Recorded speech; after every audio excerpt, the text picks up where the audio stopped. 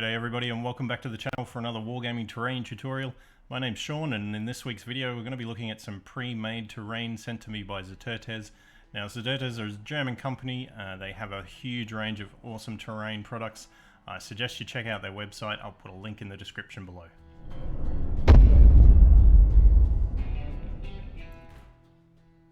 Alright, now we'll be starting pretty small with this first video. I'm just going to be using this foam piece here. I'm going to be taking it apart and trying to make the most of it. I've also got this pillar here, which is actually a resin product, so there's a little bit more limited what I can do with that one. But I'm going to be using some simple XPS foam offcuts here, which I've cut just to fit against that pillar here, and that's going to form some of the base for our walkway. Now this is going to be fairly well destroyed and fairly ruined, but I hope to keep most of the intricate details so that we can see exactly how this comes together and how we can use this type of terrain for our own purposes. Now I have cut off the side there and I'm going to reuse the rest of that on another build. For this one I only need one side of the walkway and we're going to be putting that on top of the pillar, as you can see. Now part of the process here is going to be to damage this up, and I want to retain as much of these details that I can't easily replicate as possible. So what I'm doing here is just sort of cutting around the edge where the steel support is on our concrete barricade here, just so that when I pick out this little hole here I don't actually lose those details. So it does take a little bit of care and attention when you're doing it to make sure you don't break it. In the process of this build I did snap that little piece off, but it was fine to just glue back on. Now you would have seen me many times before carve up some foam to give it that sort of broken rubbly look, and this is no different here. So in this stage of the process I'm just using a rock here to imprint onto the concrete, something like a chip or a knockout of the face of it. Very simple to do. The foam will push in so that you can then start adding some cracks and things like that around it. Again, I'm just trying to save some of the details here, some of these metallic supports, and I'm also going to look at destroying some of this terrain. So you can just simply cut in, as you can see I've done there, is just a light little cut into the face of the foam, and from there you should be able to break off pieces in the shapes that you want. Now for the base here, as I said, this is just some XPS foam that I had left lying around. I've just sort of glued two pieces together and cut a little 45 so that it fits up against the pillar. I'm just using some needle nose pliers here to pull apart the outside, so give us a bit of a rock texture, as you can see there. Another technique I've seen is to sort of score this with your craft knife, just to give it some different lines and some different texture on that rock face. And as you can see there, this is how it's pretty much going to go together. I'm going to be adding quite a lot more details as we go, and also the painting at the end. So I do apologise for this video being so long, but there is quite a bit I wanted to fit into this one. So as you can see, I've just done some little scratches onto the base of that resin pillar. This just is pretty much as I can do with that without getting a Dremel out or something and really sort of making some marks, but I'm not about to go into that sort of detail at this stage. For the concrete pathway up the top here, I'm just using another piece of scrap foam. This is actually some foam board which I've removed the paper from. I'll put a link to a video in the description and above, so you can check out that video if you do have trouble sort of getting the paper off your foam board, which I do. And here I'm just sort of scoring in some crack marks where I want this concrete pathway to be broken up. Rather than just score in the crack marks, I'm actually going to pull some of this apart. Very easy to do if you sort of give it a little cut with your craft knife in the shape that you want, and then you should be able to break those pieces off and keep those cracks so that everything sort of fits back together as you want. I just did it this way just so that I can get some rather larger cracks in the base of the concrete, and this will all start coming together quite nicely. We'll add some more details as we go to each piece, but for now we're going to start gluing some of this up. So for this resin pillar, it does come in two parts. You could separate it, obviously. I'm going to use them together, and just with some hot glue I'm going to make sure everything sort of sticks together and stays nice and tight. This is just, again, hot glue, making sure you put it in exactly where you want it, because you won't get this apart after the fact. I'm reinforcing it with some glue into just some of these joints here. These won't be seen at the end, so you can feel free to go a little bit heavy on that. I've also hot glued down, I'm sorry I don't have the footage, but I've hot glued down that barricade as well as the concrete base. and again just left some gaps between some of those cracks just to make them a little bit larger. Now you would have seen me do some rebar style stuff on some previous videos. I did it for some concrete pillars quite a while back. I'm just using some very thin plastic coated wire. This is easy to get from the craft store, very cheap. This works really well in the foam as a scale rebar, and it helps to sort of add more details because you can sort of poke these in with a little bit of PVA glue. It should hold them in there pretty well, and from there you can actually add some more bits of concrete if you want to, as you can see I'm doing here. It's a good idea to probably reinforce that with some additional PVA glue though as you do that. Pushing in the wires is really simple. Again, you just want to make sure you've got a little bit of PVA glue on there so that they do dry and sort of hold fast once they're in there. A couple more little details I'm going to add to the concrete on the top here before we move on.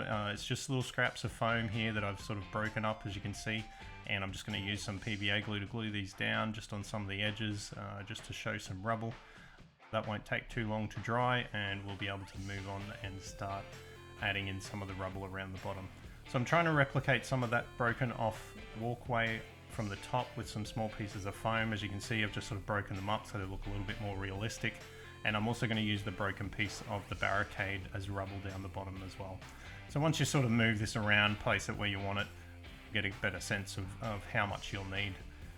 For my base there, I'm just using the tried and true double cereal box cardboard glued together, and I'm just going to hot glue my main piece down. For extra sort of volume on this one, I'm going to use the alfoil method to make this pile of rubble on the side here. This just saves having to use a ton of foam to make up our pile of rubble, and quite simply just press it into place where you want it, and then we're just going to hot glue that in place and start covering it with some rubble. You would have seen me do this in a previous video for my rubble piles. I found it really effective and really easy to build these up without having to, put in too much work and use up too much foam. So for this I'm using a larger hot glue gun. This one's a high temp hot glue gun, so it spits out quite a bit more, and it'll stay hot for the process of adding all this foam on.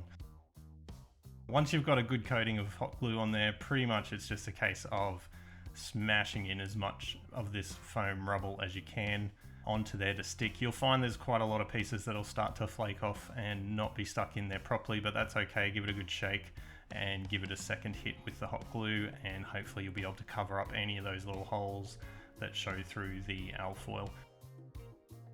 Now it will be all covered with black in the end, so there's not too much need to worry about anything poking through, any shiny bits. Again, here we're just using the piece off the barricade to glue down as more rubble. Thought this was really effective. You never really want to throw anything away here because you can always use all these little scraps to make up really nice pieces of terrain. So these are just these little pieces of concrete scraps that I built up before. I have marked some of these with some cracks with a pencil, or any sort of sharp implement will do. You can just sort of gouge those with a little bit of cracks and extra details. Now for the tree I made on the side here, this is the first attempt I've had at doing anything like this, so a little bit of a work in progress as far as final product goes. Just using air drying clay, and hopefully over the course of these videos in the future I'll be able to perfect this process a little bit more. Air drying clay works really well for this. Just sort of roll it out, and we're actually going to add on quite a few more little roots at the bottom of this. I found it much easier to do this off the project, so doing it actually on the flat mat and then laying it onto your project works a lot better. I've actually used some super glue to get this to stay in place. Didn't have too much of a reaction with the foam, so that worked out really well. This Ziterdes foam products are actually pre-primed, so you can pretty much hit these straight up with a spray can out of the box and you won't destroy them. I found spack filler was really good to sort of fill in any of the cracks I had with the air drying clay, so you might find some of that cracks away after it dries. A little bit of spack filler can fill in any of those gaps and sort of bring the shape up to what you want. Here is just a coat of PVA, or actually it's Mod Podge, and water with some black paint mixed in. This works really well as a prime coat. It doesn't cover everything, so I'm going to go back in here obviously with airbrush and some black primer, just to make sure I've filled all the gaps and get a slightly more smooth coverage of my base coat. From here, I'm just using craft paints. This is just going to give us a nice base coat for our project here. I'm going in with some browns, some greys as well, and some yellow ochre. Now you won't see a lot of this paint color coming through in the end, but that's fine. This is really just to give a slight variation of color at the end of the day. All these colors that you put on will come up really bright initially, but you'll find that once they dry, they will tone down quite a lot. So don't sort of give up on it until you let the paint dry and see what you've got. You can always paint over it in the end. Here I'm just using some gray to cover up some of or to dry brush onto some of these concrete surfaces. And finally, I'm just going to give the ground cover a brown base coat. Again, this is going to dry quite a bit darker than you see here, and it'll give us a nice base for some of our rubble and sand that we'll add on later on. So here you can see it's come up fairly grey all over. I'm going to go in with a very light grey here, almost to a white, just to give it a bit of a edge highlight and a bit of a dry brush all over. That'll bring out a lot of our details. I've also painted the tree there with a very light grey base coat, and now I'm going to go in and sort of add these metal details. For this I'm using the Vallejo metal color. This one is exhaust manifold, so it's a slightly off metallic, which I really like for this type of project where it's sort of aged and weathered metal. This is just the base coat, so we will be covering up this with some other paints and colors to get the rust effect that I like at the end. So we will get to that very shortly. Once that's dried, I'm just going to go in and lighten up some of these surfaces for the concrete. This will be really good for bringing these up, and also when we go to add some pigments on there to add some rust effects and things like that. So bringing this up to a rather light color is really good, because we're going to tone it down with some of these pigments later on. Now I've decided to go in with some blue and red here just to add additional color to this pillar. The pillar almost looks like stacked shipping containers, so I've sort of run with that and added these colors in. Again, these are going to be covered up fairly well once we start adding in the rust effect, so don't worry too much if this looks kind of janky at the moment. It will all come together towards the end. Now to start off the rust effect on my metallics, I'm actually using the dry paint from Ziterdes here, which is the Riser Rust. I use a really shit brush that's really frayed, and I just go in and sort of stipple this around on a lot of the metallic parts and even on some of the colored parts as well, because this rust will sort of affect everything as far as I'm concerned. Here I go back over the top of all that orange with a brown. I believe for this one it was Army Painter's Oak Brown. And again, I'm just stippling on brown here to break up that orange and give another sort of layer of color and texture to this rust effect. You got to wait for this to dry to really see what it's going to look like. So don't fret, once you start putting it on there, it will come together quite nicely. I'm also going to stipple on here some of this oak brown onto my grey tree trunk and follow it up with a little bit of white. So this is matte white over the top of that stippled oak brown. And this effect really starts to bring that tree trunk into what I'm looking for. There's one more step, we'll go through that with the pigments very shortly. But first, what we're going to do is now start adding in some greenery, so a little bit of grass. Now Ziterdes has grass tufts that they've sent me here. There's a variation in the packet, so you actually get a couple of different colors in there. These are quite large, but really good for what I'm going for here with the overgrown look of this project. Next thing I'm going to do is start adding in some sand. Now this is a sand product from those guys as well. I found this to be perfect. It's really good. It's a mix of quite, I guess, large white pebbles with a sand in there that you can see. This works really well, gives a nice variation to the texture of your ground cover.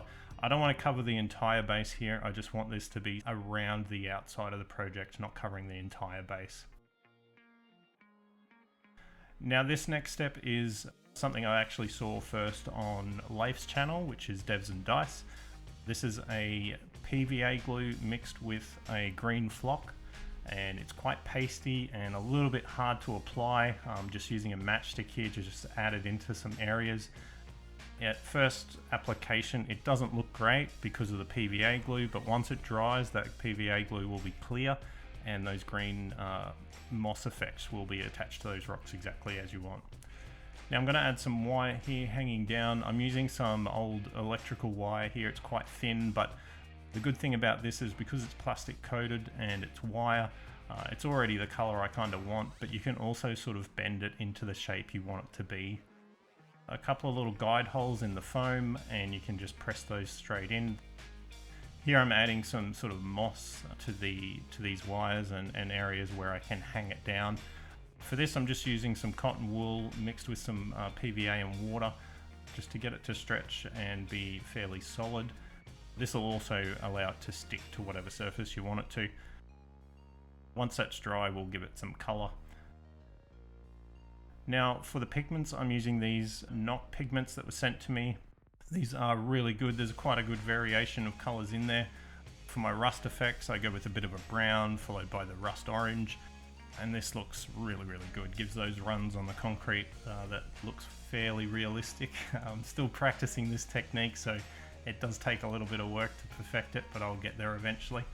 One thing I did find in the set of pigments was a green. This was perfect for this tree trunk. I was quite selective on where I put this. I tried not to put it over the entire tree trunk, mostly into the crevices and onto the sides of it, a little bit on the front, but you don't want to overdo it with that green, but it was just enough to kind of bring that tree trunk to looking quite realistic. Now the last step I had here was just to paint these last little details. I used a copper paint, again from Army Painter for this one, just on some of these last little details, and this will bring our product to completion. So I was really stoked with this build. I'm really happy with how much distance I got out of one small piece of terrain here. I think it's come up really good. This is going to be a great theme. I plan on making a bunch of these videos throughout the year to use up this terrain. Hopefully we'll end up with a set by the end of it. A big thank you to Ziterdes for sending this out to me. Thank you again to my Patreon supporters. Also, if you've enjoyed the video, don't forget to click like and subscribe. I hope you enjoyed it. I'll see you in the next video.